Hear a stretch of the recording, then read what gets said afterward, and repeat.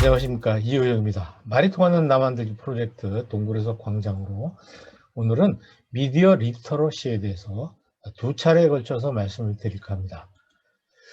지금 미디어의 홍수라고 이야기를 하죠. 홍수는 물이 막 범람하는 것을 이야기하는데, 지금 미디어들이 그 물처럼 막 범람한다는 뜻이죠. 그러니까 굉장히 다양한 미디어들이 우리 삶 속에 들어와 있습니다. 이제는 이런 미디어들이 우리 삶 속에 들어옴으로써 우리는 시공을 초월해서 소통을 할 수 있다는 그런 가능성이 열렸습니다. 그러니까 지금 즉시 이곳에서 저곳으로 가려면 시간이 걸리는데, 같은 시간대에 멀리 있는 사람하고 소통이 가능하죠. 그쪽까지 가고 오지 않더라도, 또 편지가 가는 시간, 오는 시간 없더라도. 그리고 이제 비대면입니다. 비대면.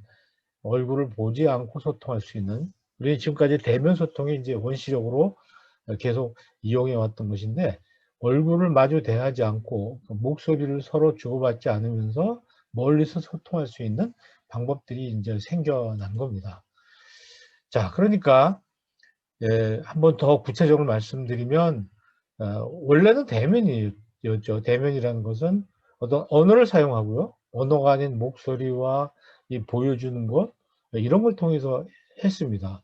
그러니까 이거는 둘이 만나려면 약속을 해야 되겠고, 시간과 공간의 제약을 굉장히 많이 차지했어요. 필요로 했죠. 그러니까 A에서 B에 사는 사람하고 만나려면은 하여튼 그런 문제들이 생기는 겁니다. 그렇지만은 이렇게 사람이 서로 마주 보면서 소통하는 것은 소통 효과가 굉장히 높을 수밖에 없습니다. 왜냐하면 언어를 사용하죠, 표정을 사용하죠, 또 목소리를 사용하죠, 손짓 발짓을 사용하죠, 또 분위기, 맥락이라는 게 있지 않습니까? 근데 편지라는 것은 이제 글자만 사용하기 때문에 공간을 초월할 수는 있죠. 그리고 언제든지 편지 보낼 수 있고 받을 수 있고. 그런데 시간이 걸리고요. 편지는 기록이 남는다는 것이 장점이기도 하지만 이게 또 단점이 될 수도 있는 그런 것이 있습니다.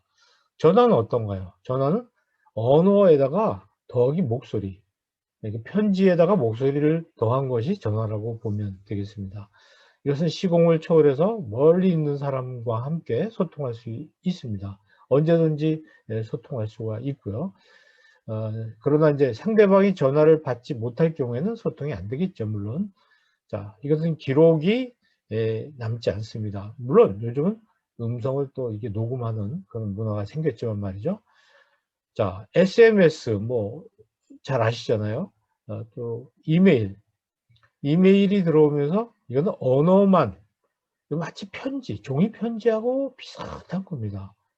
근데 단지 굉장히 빠른 시간에 상대방에게 전달이 된다. 이것이 이제 편지하고 굉장히 다른 점이죠. 기록이 남고요. 어 그런데 인제 이거는 언어, 문자만 사용하는 것으로서 편지의 효과와 비슷한데 편지보다 굉장히 빨리 빛의 속도로 간다는 거, 이런 것이 특징입니다. 이제 SNS도 그렇죠. SNS는 인제 이 앞에 나왔던 것을 막 종합한 것이기도 한데, 물론 SNS는 다양한 기능이 있습니다마는 그중에 대표적인 기능만 말씀드리면 주로 문자를 사용합니다. 글자를 이용해서 소통하는 것이고, 이것은 시공을 초월할 수가 있죠. 굉장히 멀리 있는 사람하고.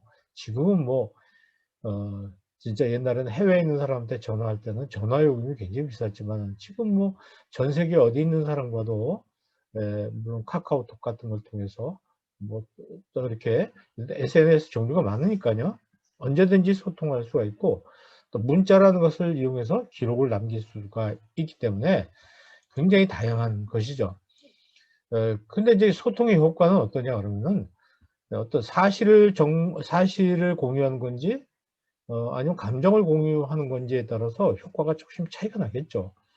전에 말씀드린 대로 버벌이라는 것은 문자와 사실과 정보를 문자로 남기기 때문에 굉장히 정확하게 표현이 될 수 있는 여지가 있습니다. 근데 보컬과 비주얼이라는 것은 목소리와 표정을 보여주기 때문에 감정까지 표현해 줄 수 있는 그런 이점이 있죠. 그래서 어떤 것은 편지가 효과적일 수 있고, 어떤 것은 전화, 어떤 것은 또 SMS 또는 이메일, SNS, 소셜 미디어, 이게 경우에 따라 다르다는 거죠. 또 어떤 것은 대면이 훨씬 효과적일 수가 있지 않습니까? 네, 이런 것이 이제 우리 삶 속에서 다가오고 있습니다. 그래서 상황에 맞게 적절하게 사용해야 되는 그런 과제가 남아 있죠. 그래서 인제는 사회생활을 잘하기 위해서는 소통 미디어인 그 어떤 그 언어처럼 언어를 얼마나 활용 잘하느냐가 우리 사회생활 할 때 굉장히 중요하잖아요. 말하고 듣고 쓰고 읽고. 그것처럼 미디어를 얼마나 잘 활용하느냐 하는 능력이 굉장히 중요해진 거예요. 그래서 나온 것이 미디어 리터러시라는 이야기입니다. 리터러시라는 게 이제 글을 읽고 쓸 수 있는 능력을 얘기하잖아요. 현대 사회에서 글을 읽고 쓸 수 없으면 어떻게 됩니까? 사회생활 할 수 없잖아요. 미디어 리터러시라는 것은 이렇게 굉장히 많은 다양한 미디어에 내가 접근해서 그쪽에서 주는 정보와 콘텐츠를 비판적으로, 그죠? 무작정 받아들이는 게 아니라 버릴 건 버리고 받아들일 건 받아들이면서 이해하는 능력, 그리고 자기 내 생각을 반대로 미디어를 통해서 다른 사람에게 표현하고 소통할 수 있는 능력. 이 두 가지죠. 그러니까 내가 나에게 온 미디어의 메시지를 받아들일 수 있는 능력, 내가 메시지를 만들어서 다른 사람에게 소통하고 전달할 수 있는 능력, 이 두 가지. 내가 글을 쓰는 능력, 다른 사람이 쓴 글을 내가 읽는 능력하고 똑같은 거예요. 그런 리터러시라는 말하고 미디어 리터러시라는 게 미디어라는 말하고 합쳐진 것이죠. 그러니까 뭐 굉장히 중요한 기능이 되어 버렸습니다. 그러니까 이제 우리가 미디어의 그죠? 그 문맹이라는 말이 있었는데 글자를 읽지 못하는 사람은 문맹이라고 얘기를 했지 않습니까? 미디어도 맹이 이제 생기게 됐다는 거예요. 그래서 미디어 리터러시라는 것이 우리 속에 지금 다가와 있다는 거, 중요한 과제. 그래서 현대인이라면 미디어 리터러시를 공부를 해야 되고 학교에서도 이 부분에 대해서 굉장히 적극적으로 가르치지 않으면 안 되는 시대가 됐습니다. 예를 들면 가짜 뉴스를 어떻게 판별할 건가? 이거 가르쳐 줘야 됩니다. 지금 이거 배우지 못한 세대가 이 가짜 뉴스 때문에 굉장히 고생을 많이 하죠. 여러 미디어를 통해서 나한테 오는 가짜, 나를 유혹하는, 뭔가 믿기 삼아서 나를 유혹하는 그런 나쁜 미디어들, 이런 거에 적극적으로 대응하지 못해서 생기는 어려움이 많습니다. 자, 오늘은 이제 그런 여러 미디어 중에서 이메일에 대해서 그리고 소셜 미디어에 대해서 잠깐 말씀을 드릴까 합니다. 이메일이라는 건 뭐 이미 이제 인터넷이 나오면서 꽤 오랜 동안 이제 자리를 잡았죠. 근데 지금도 이메일을 이렇게 우리가 사용할 때 좀 뭐라고 그럴까요? 미숙하게 사용함으로 생기는 에피소드가 굉장히 많습니다. 엉뚱한 사람한테 보낸 일이 굉장히 많아요. 이게 이제 굉장히 많은 주소에 나와 있는 명단 중에서 누구를 집어서 이렇게 보내야 되는데 엉뚱한 사람한테 보냅니다. 근데 그것이 엉뚱한 사람에게 갔을 경우에는 받아야 될 사람이 못 받는 일이 생기는 어려움이 있고, 또 하나는 받아서는 안 되는 사람이 이 얘기를 받게 됩니다. 예를 들어서 뭐 직장에서 그런 일이 많이 있다고 그러죠. 상사에 대한 욕을 막 했는데 보낸다는 것이구만, 그 상사한테 자기도 모르게 보내버리고 나서는 지울 방법이 없는 거죠. 그래서 이런 것을 굉장히 조심해야 된다는 거. 특히 신입사원들이 이런 실수를 많이 한다고 그럽니다. 그리고 메일을 보낼 때는 인사부터 꼭 하시라는 거예요. 저도 이제 학교에서 교수 생활하면서 보면 학생들이 저한테 뭔가 과제를 내는데 인사말도 없어요. 그리고 참 굉장히 섭섭하죠. 첨부물만 딱 보내는 거예요. 과제를 첨부해서 그냥 보내버린 거예요. 이게 무슨 과제고 뭐 이런 것도 없습니다. 이것은 굉장히 잘못된 사용 방법이라고 하는데, 누가 지적을 해줘야 하는데 이걸 배운 적이 없기 때문에 계속해서 반복해서 이렇게 하게 됩니다. 이것이 상대방에게 신뢰가 될 수가 있어요. 또 하나 신뢰는 똑같은 개인적인 내용을 가지고 여러 사람한테 막 보내는 거예요. 주소 수신자 명단에다가 한 20명 쭉 쳐놓고 그 사람들한테 자기 연하장을 보낸다든지 뭐 자기 개인적인 어떤 사신 메시지를 보낸다든지 이랬을 때 받는 사람은 여러 사람 중에 한 명이라는 느낌을 받으니까 존중받고 있지 못하다, 이런 생각을 할 수가 있죠. 그리고 또 지나치게 본문을 쓰다가 보면 첨부물을 빠뜨리는 경우가 굉장히 많습니다. 직장인들 가운데 신입사원들이 이런 실수를 많이 한다고 그래요. 그런데 이제 이것이 확인이 돼서 첨부물이 빠졌다고 얘기를 했는데 이 사람이 컴퓨터 앞에 없었을 때에 그 자료를 첨부할 자료를 찾아서 다시 보내기가 굉장히 어렵죠. 상당히 어려운 문제가 생깁니다. 그래서 중요하고 시급한 문제 같은 것은 그런 메시지는 일단 이메일을 보내고 전화나 SNS로 이중적으로 소통을 하고 확인하는 그런 노력이 필요하다고 생각합니다. 자, 이제 받을 때도 마찬가지죠. 받을 때도 내가 받았으면 받았다고 피드백을 해줘야 되는 거죠. 근데 이 메시지 받은 사람이 피드백을 잘 하지 않아요. 제가 이제 우리 이 동굴에서 광장으로 이걸 지금 진행하면서 계속 그 강조하는 것이 뭐냐면은 그 피드백입니다. 의사소통 잘하는 사람은 피드백을 굉장히 중요하게 생각을 하거든요. 나한테 메시지가 왔다 안 왔다는 것을 상대방한테 이렇게 반응하는 것, 표현하는 것을 의미합니다. 그래서 회신할 때도 앞에 우리가 뭐 보낼 때처럼 그런 주의사항을 생각하면서 메시지를 다시 상대방에게 답변을 해주고 보내주는 것이 굉장히 중요하다는 말씀드립니다. 자, 이제 그 다음에 SNS죠. 우리 SNS는 굉장히 이제 보편화돼서 기능도 굉장히 다양해졌지만 사용하는데 굉장히 쉬워졌기 때문에 뭐 전 세대가 이걸 지금 사용하고 있다고 봅니다.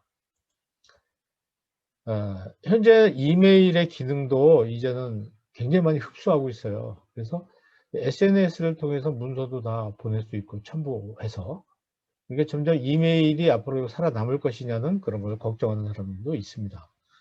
이것 역시 엉뚱한 사람한테 보내지 않도록 주의해야 됩니다. 워낙 쉽게 보낼 수 있다 보니까 굉장히 많은 문제가 이제 생기죠. 만약 잘못 보냈을 경우에 5분 내에는 삭제가 가능합니다. 근데 그것이 상대방이 5분 내에 열어봤을 때는 그 의미가 없는 것이죠.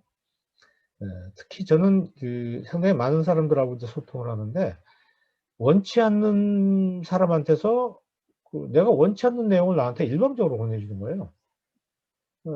그 참 굉장히 싫거든요. 그 자기의 어떤 글자, 자기가 쓴 글자도 아니고 남의 거 복사해서 그냥 보내버리는 거예요. 그럼 어떻습니까? 저는 그 저장한 걸 지워야 되는 수고가 따르죠. 읽지도 않고 원하지도 않는 메시지를 내가 지워야 되는 공해입니다. 그죠? 남의 집 창문 열고 쓰레기 던지는 거하고 똑같은 거거든요. 그리고 영혼이 없는 메시지. 여러분이 아마 그 연말연시나 성탄절, 뭐 이때 이제 많이 경험하실 텐데, 무슨 카드 같은 걸 보내는데요. 자기가 만든 것도 아니고, 어디서 이렇게 복사해가지고, 그냥 수많은 사람들에게 보내는 거예요. 거기에 자기 얘기가 없어요. 그러니까 그 사람과 나와의 관계된 어떤 마음의 전달? 전혀 없습니다. 저는 그 영혼이 없는 메시지라고 이야기를 하는데, 이런 걸 왜 보내는지 모르겠어요. 이것이 유행이 되면서 굉장히 많이 우리나라에 유행이 되고 있는데, 저는 이거는 좀 우리가 자제해야 된다고 생각을 합니다. 근데 1대1의 이거는 마치 이메일 주고받는 거 비슷한 건데, 1대 다수의 경우죠. 한 사람이 어떤 단톡방 안에서 있을 때, 이 단톡방은 되게 가까운 사람들끼리 하잖아요. 이게 개인정보가 노출이 되는데, 그 개인정보를 바깥으로 유출하는 사람들이 있단 말이죠. 근데 그냥 유출하나요? 거기다 뺄 거 빼고요. 더할 거 더하는 거예요. 가감을 하고요. 또 메시지를 적당히 재밌게 바꿔요. 그래서 바깥으로 유출시켜 버림으로써 굉장히 많은 문제가 나오죠. 특히 개인의 신상에 관한 거, 개인의 사진, 밝히고 싶지 않은 사진 같은 것들이 바깥에 유출돼서 굉장히 많은 문제, 복구가 불가능한 문제가 생깁니다. 특히 뭐 사진 같은 것들이 남에게 보여줄 수 없는 사진을 몇몇 친구들한테만 보여주려고 넣었는데 그 사람이 그걸 복사해서 바깥으로 유출하는 바람에 이 사람 개인 신상에 돌이킬 수 없는, 회복할 수 없는 그 상처를 주는 경우가 많이 있습니다. 그런데 이제 그런 거를 하는 친구들, 또 이상한 글을 올리는 친구들, 뭐 정치적인 이야기를 막 자기 어떤 신념 같은 것을 밝히는 사람들은 너 이런 거 여기 안 올렸으면 좋겠다 말하기가 어려운 거예요. 왜냐면 나한테 직접 한 것도 아니고, 그러니까 반론을 하기가 어렵습니다. 그러니까 갈등이 많이 생기면서 어떤 대항을 하지 못하고, 그렇다고 내가 나아가 탈퇴를 한다는 것은 나머지 사람들하고 관계를 끊는다는 얘기인데 탈퇴를 할 수도 없고 탈퇴하면 또 초대를 해요. 그렇죠? 이게 굉장히 어려운 문제입니다. 그래서 이런 단톡방에 대한 매너 같은 것들도 우리가 좀 리터러시를 통해서 공부를 해야 된다는 겁니다. 공부하지 않고 막 사용하다 보니까 많은 문제가 이제 생겨나는 거죠. 네, 이렇게 우리가 이메일과 SNS 사용해서 중요한 것만 몇 가지 살펴봤습니다. 예, 우리가 이제 여러 가지 대면하는 소통 방식도 있고, 편지를 이용하는 거, 전화를 이용하는 거, SMS 또는 이메일, SNS, 이것이 서로 기능이 다른 거죠. 이것을 참 잘 사용해야 되겠다. 적절히 상황에 맞게 거기에 맞는 미디어를 사용해야 된다는 걸 말씀드립니다. 한 가지 예가 지금 생각이 나는데, 뭐 회사에서 직원 해고하는데 문자로 보낸 거 아시죠? 그리고 옛날에 어느 대통령이 마지막 총리를 이메일, 문자 SMS로 총리로 임명했다가 총리 안 한다고 SMS로 역시 메시지를 보냈던 일도 있고. 근데 메시지의 내용에 따라서 미디어 선택을 잘 해야 되는 거죠. 그러니까 이런 겁니다. 직접 만나서 얘기할 얘기가 있고, 전화를 할 수 있는 이야기가 있고, 이런 SNS나 이메일을 통해서 해야 될 말이 있는 거거든요. 그 경우에 맞게 미디어를 잘 선택해서 사용하는 것이 미디어 리터러시에서는 또 하나의 굉장히 중요한 부분이다. 이렇게 생각을 합니다. 네, 동굴에서 광장으로 우리가 좀 나가기 위해서는 여러 가지를 공부해야 되겠네요. 다음 시간에는 대표적인 전화에 대해서 한번 살펴보도록 하겠습니다. 다음 시간에 뵙겠습니다.